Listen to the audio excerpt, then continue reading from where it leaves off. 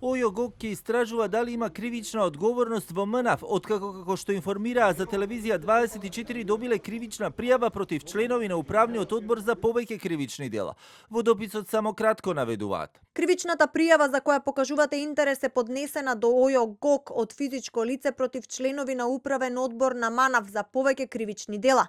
Предметот е распределен кај надлежен обвинител на тамошно постапување. Ова доаѓа откако владата позајми средства од МНАФ, МЕПСО и Лотарија за да го враќа кредитот на кинеската банка за автопатиштата кои се граде, а премиерот Мицковски најави дека истите ќе бидат вратени во август, иако во договорот со македонска навигација временската рамка беше ноември. Сепак ова отвори низа полемики во јавноста за тоа дали и колку управниот одбор на МНАФ може да позајмува средства и дали тоа го прави во консултација со Евроконтрол, но и Европската банка за обнова и развој, од која има иземено кредит за опремување и модернизација.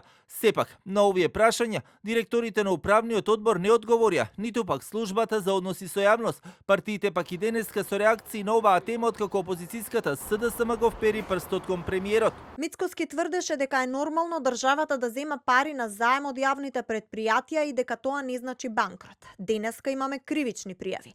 Според пријавата, давањето по заемица на јавното предпријатие за државни патишта не представува трошок за маршрутни навигацијски уреди и служби.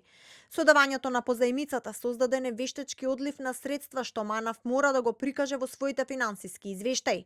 При редовната ревизија од Евроконтрол, овој одлив од 7 милиони евра ќе биде квалификуван како неприфатлив трошок, бидејќи не е направен за целите дефинирани во мултилатералната спогодба.